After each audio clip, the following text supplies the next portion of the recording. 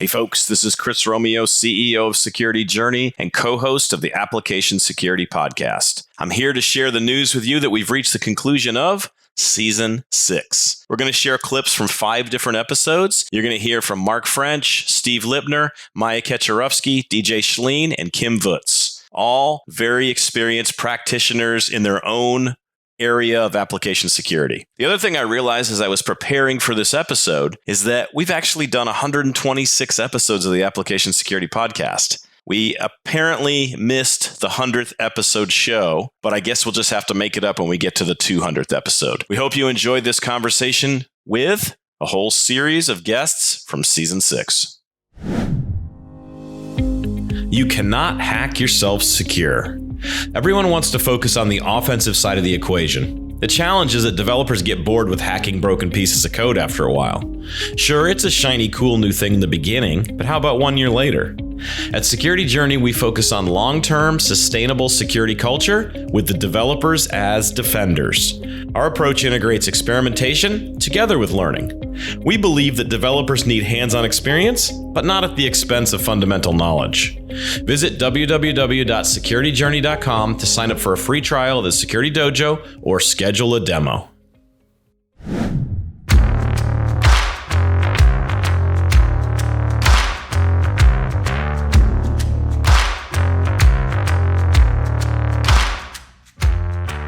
We start with Season 6, Episode 1, where we hear from Marc French on the topic of the AppSec CISO. And the question that I directed to Marc is, what are some tips for someone who wants to become a CISO? And is there such a thing as a CISO school? What are some tips then, Marc, that you would provide for somebody who wants to follow in your footsteps here, become a CISO? What do they do? Do you go to CISO school? Is there such a thing as CISO school? There's not such a thing as CISO school. So I guess I'll just ask a clarifying question. So these are folks coming up through AppSec, is that, or just in general, Chris? Let's talk in general first, and then maybe we'll add a little AppSec spin on it after. Yeah, and I'd also like to ask about students. I just recently was talking to some college students, and I met a couple who said, I'd like to be a CISO one day. Okay. Oh, boy. Okay. So let's start with Chris's first one. Kind of the general nature. We'll talk about the general nature of it. You know, I think you've got to, I always tell folks, take a job for the job after this job. So a lot of folks kind of take a gig looking what they're going to provide and not thinking about the longer term strategy. So everybody that I kind of mentor, I say, you're going to take this job. What job is that going to get you afterwards? So if you think about what a CISO, the breadth of what a CISO needs to understand, you've got to start positioning yourself and really put a plan together to say, all right, I'm in this space. I'm a GRC person, as an example, because I've started in information security and I've got a compliance focus. I really need to learn the other disciplines of this practice. You don't have to be an expert in all of them. You need to be an expert in one, but you're going to have pretty deep knowledge in the other disciplines. So you need to go off and take a role that's going to get you that kind of infrastructure security space or get you some experience with engineering. Because when you get up to the CISO role, there's going to be an expectation that you have some knowledge, and I'll say a little, probably more than some, across all of these different disciplines. So you've got to kind of plan that out and make sure that you're taking roles that are going to kind of fill in the boxes of all the different functions of security. But I'll be honest with you, I think the hardest one out there is when you get a converged role. So I see this a lot in technology companies, security. So you've got the CISO who's a tech person, and all of a sudden they say, oh, you're a head of security, you have physical security. And that's not really something that a lot of kind of technology people do. And all of a sudden you got to worry about what we call triple G, gates, guards, and guns. And you're thrust into this world of badges and executive protection and the corporate jet and all this other stuff. Sometimes it's hard. There's a little shock and awe when that happens, but I've seen it a lot. How do you plan that out to make sure that you have at least some knowledge of that when you've been given the position to take those things over? So, you know, you really got to plan this through and think about this. So that's kind of my general answer, Chris. Okay. Now, AppSec. You know, what I would tell you there is, you know, if you're an AppSec practitioner, if I were going to make the next move, I'd probably go into compliance. I hate to say that, but the reason is a lot of what gets driven from the top gets driven by the sales organization. And a lot of times what happens there is it gets driven by compliance initiatives. Hey, we're going to launch into the healthcare vertical. Well, now you've got to understand HIPAA and PHI here in the US. So, it's also going to help you decide whether or not it's the role you want, because it's going to be a very less technical role, and it's going to be more indicative of some of the things you're going to do at the CISO role. So if you're a practitioner, I'd almost say go off and do compliance as your next gig, because that transition to do kind of infrastructure security is going to be easier for you as a technologist. So do that jump after you do the compliance gig, because you want to know right away whether or not you're going to want to be a CISO. So doing the compliance stuff is going to be more like it. Make that gig your next gig. And if you like it, then do the infrastructure. Now you've kind of holistically got all of the check boxes, and now you can start having the conversation about, kind of evolving into the CISO. Up next is Season 6, Episode 5, a clip from Steve Lipner, where he talks about the past, present, and future of SDL. I've looked up to Steve Lipner as a giant in the industry for my entire career, and so after some setup here, I asked him for a definition of secure development lifecycle.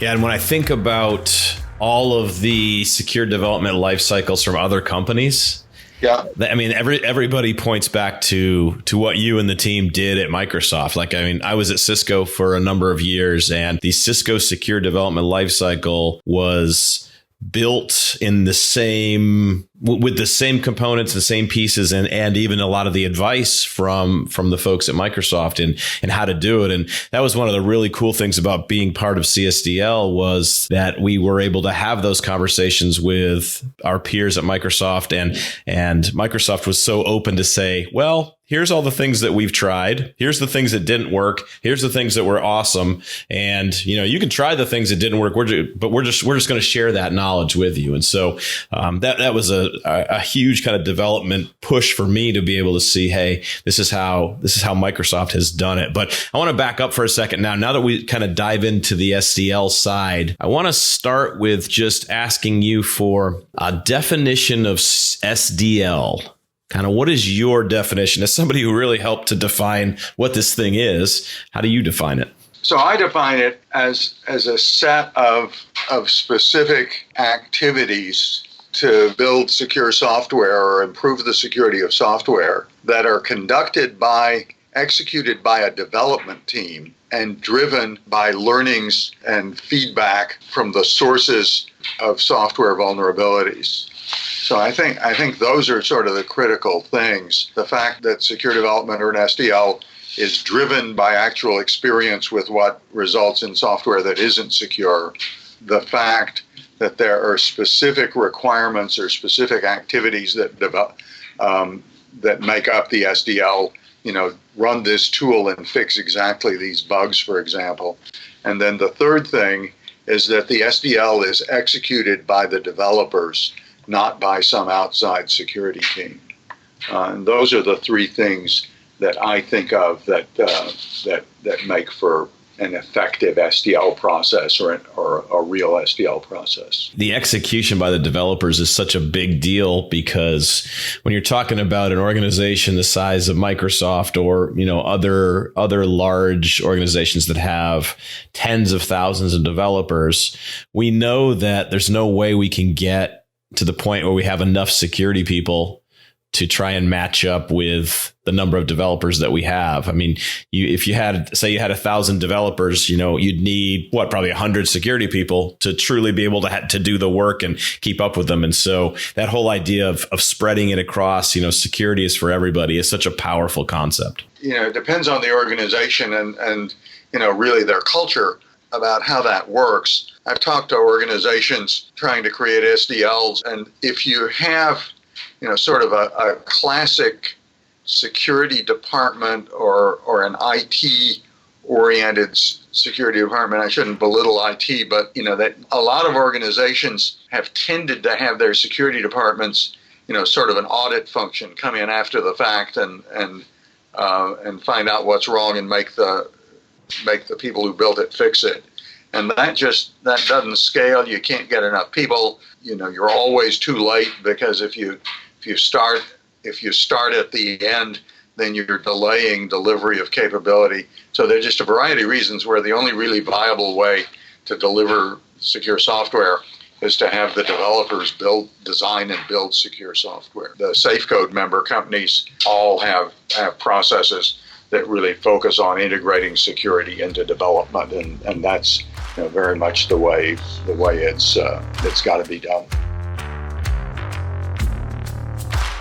Season 6, Episode 8. Maya Kaczorowski joins us to talk about container and orchestration security. We brought the issue to Maya about, are containers a security tool? We asked her if she agrees or disagrees, and she gives us her philosophy of container security. I'll throw out a kind of a statement I heard somebody say, and I'm curious, Maya, if you're going to agree with this or you're going to disagree with it, and certainly happy to hear kind of either side, because I don't even know where I stand on this issue. That is, containers are not a security tool, is what somebody said. And so I'm curious, do you agree with that statement? Do you disagree? Why or why not? I'm going to lean towards agreeing, and I'll sort of explain my philosophy here. Containers in and of themselves change nothing in your security model. In fact, if you look at the name of the thing, container, it doesn't even contain from a security point of view. So that's a bit misleading already in terms of what it does. Now, that being said, if you adopt the philosophy and a lot of the tools that come with running in containers, things like a microservices architecture, things like a further lockdown CI/CD pipeline, you can actually get significantly higher security benefits than a traditional security model. And so what I mean by that is, if you're able to lock down your so before, like, you had a VM running and you wanted to make a change, so you'd SSH into the VM, make a change live in production probably, and then watch it roll out and see what happens, right? And that's also how you did things like patching, like how you patched things like Heartbleed a couple years back. Now, if you use containers, you're actually not supposed to change containers once they're running in production. Containers are meant to be immutable. So instead of SSHing in and making a change, you apply a patch to an existing application, you rebuild that as a new image, and you roll out that image. And that rollout has the same canarying, testing, monitoring, all of that kind of stuff, all that tooling that you have as for any other production rollout you're doing. So any kind of patching now becomes a normal production rollout. And what that means is that you can apply a patch at scale across your infrastructure relatively quickly, and know exactly where it has and hasn't been patched, which is a bit different from the old model. And so that's a wonderful, like, blue sky, situation to be in. And I've seen a handful of companies be able to actually achieve something like that, because you need so many other pieces. You need a CI/CD pipeline that a continuous integration, continuous development pipeline that you've locked down so that you know what kinds of changes are going in. You need enforcement mechanisms to know that the only things that you're deploying are actually coming out of that pipeline. You need ways of doing what I described earlier, which is a blue-green deployment, which is when you deploy a new workload that, for example, is patched, and you have an old workload that isn't patched, and you move traffic over from the old workload to the new workload. You need lots of these pieces that aren't security-specific pieces. But if you don't have those, you don't get the security benefits.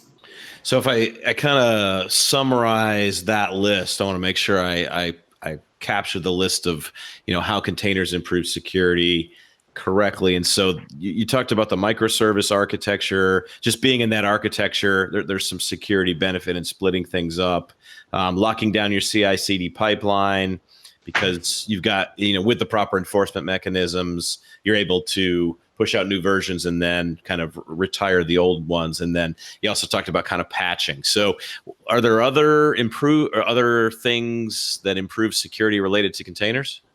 Yeah, one of the ones I didn't really mention earlier, I said containers don't contain.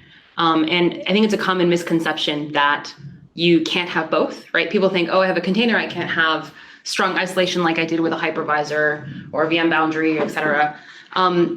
That's true. You can't have exactly the same thing, but you can have other isolation mechanisms that exist, again, in open source, like gvisor, kata containers, nabla containers. There's lots of different options out there for providing similar types of isolation.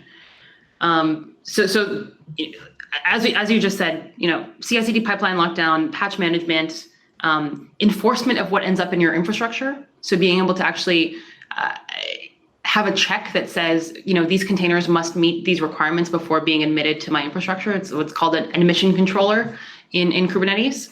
And then workload isolation provided by some of these open source projects. You can get, so I guess my top level message is you can get a lot of benefits for security out of containers, but it's not the container that gives you that benefit. It's the tooling that's been built around containers and or other practices that you adopt with the adoption of containers that give you those security benefits. In Season 6, Episode 10, we're joined by DJ Schleen, and the topic was DevOps. The sec is silent. We get into discussing what DJ refers to as DevOps or DevSecOps unicorns. I've yet to find an organization where the security people are like, we feel like we're kind of overstaffed. And there might be too many of us floating around here, and we don't know what to do, so we're just going to hang out and, in the conference room and do nothing, right? I mean, every security organization seems like it's understaffed, and every functional role is like, boy, we really need 2 more of these people, and we have one doing the job of 2 or 3 at this point. But that's the unicorn, right? So if you talk about DevOps and DevSecOps, there's a lot of references to the unicorn. And I look at the unicorn as being, if you find someone who knows development, operations, and security at the same time, that's like, you might as well find a unicorn, because it's going to be about as easy to find that as it is an individual who has those skill sets, right? Julian Vahent from Mozilla has been on the show with us before, and he had a funny tweet from, I don't know, maybe 2 years ago now. I don't know if you saw it or if you remember it, but he was basically making fun of the DevSecOps name, and he said, hey, DevSecOps, SecDevOps, Ops, Dev, double Sec, and then Ops. Can't we just call this DevOps with security? And so that always stuck with me, and I always ask people that are involved deeply in this kind of specific field, because I'm curious on what your take is on that. Like, do you love the idea of kind of the name DevSecOps, or are you kind of like, hey, it's just DevOps and security? It's funny because over the past 3 years, I've had a love-hate relationship with it. Back at RSA, when I was telling you about having conversations with John Willis about it, I remember going off into the trade room floor of the expo afterwards, and there's this one young guy, and he's asking me like, "Oh, what do you do?" And I'm like, "I'm a DevSecOps evangelist." He's like, "That's not even a word, dude. Like, what are you talking about? It's DevOps." And it's caused such a God, it's rattled the industry, right? Because first it was rugged, and then it was SecOps, and then it was SecDev, and then DevSecOps. I always have a slide in my decks now that's like Rainbow Monkey Unicorn Pony, because I really don't care what it's called, right? It's just programming at the end of the day. But everyone likes putting labels to it. Another interesting tidbit is I met Gene Kim for the first time at GitHub Universe this year, and I got a copy of his Unicorn project, and he signed it. It's like, DJ, thanks for everything, and long live SecOps, SecOps, Sec. And it's again, it just shows that did we create more silos by doing this, or are we breaking down silos, right? If we need to label something, chances are you just labeled a silo. And I've gone from the whole idea of DevSecOps to, DevSecOps is the correct way to say DevOps. I think I did a presentation about that, and now I just prefer DevOps, because I think security is silent, right? I tweeted once that I know it's called DevOps, but the sec sells, and it really, like, people can call it whatever they want as long as they're thinking about developing safer software sooner. That's all that I really care about. But I don't know if we've done the world a disservice by calling it that, or if we've called it out enough that it's in people's the forefront of the imagination. Like, maybe in the next decade, it's going to be called programming again. Who knows? Or full stack development, right? That's what we've always talked about. And wow, now we finally have it. We give it 15 names. Our final clip from Season 6 comes from Episode 15, where Kim Wuyts talks to us about privacy threat modeling. We walk through the Linden privacy threat modeling framework step by step and ask Kim to explain each of the pieces. So I'd like to walk through the list of categories within Linden. I see one that looks familiar. but everything else looks like it's kind of some new stuff. And so if we start with linkability, I'll just read, I pulled the list off from the Linden website, which we'll provide as a resource to folks so they can go dive into this a little closer. I will go ahead and just read the description, and then I'd love to have you kind of give us some more details behind what this actually means. But when I look at linkability, it says an adversary is able to link two items of interest without knowing the identity of the data subjects involved. Yes, kind of already summed it up quite nicely. It can be seen as kind of the prerequisite for identifiability. So basically, the more data you collect on one person without necessarily knowing who that is. So when you link all those attributes, you get a more scoped view on who that might be. So you have something that is called the anonymity set, which is a collection of possible identities or persons that might correspond to the data. And the more information you have, clearly the smaller that anonymity set becomes. So by linking more information, you would more quickly go to identifiability. But also linkability could lead to attributability, to basically singling out one identity without knowing that identity. So you can all link something to a pseudonym, but you don't know who that is in real life. So it's not identifiability, but you still create a profile. And also it can also be linking data, the same type of attributes, but about different people. So for example, when you link information about people who have the same disease, that's also linkability, and that can lead to like some more societal harm, where a insurance company might use that information to say, well, a lot of people in that area have a higher chance for this kind of disease, so we will ask them to pay more or something like that. So there are different consequences coming out of that linkability category. So you gave an example of kind of disease as an item of interest. What are some of the other items of interest there? Is it something as simple as like name, address, phone number, or is there something else that you're specifying? It can be basically everything, or any combination of attributes even. There's not really like saying when you just remove the name, then you're safe for linkability, and especially also not for identifiability, but it can be basically all types of combinations. You have also something called pseudo-identifiers or quasi-identifiers, which are on their own nothing special. They will not reveal any information, but when combined, they are sufficient to identify with almost 100% certainty everybody in the anonymity set. But it's really hard to state like what type of attributes that could be precisely. It really depends on the data you have, and also the additional information other people might have, which is in the current age kind of a lot. So it's not really easy to say it's this particular attributes. It can be,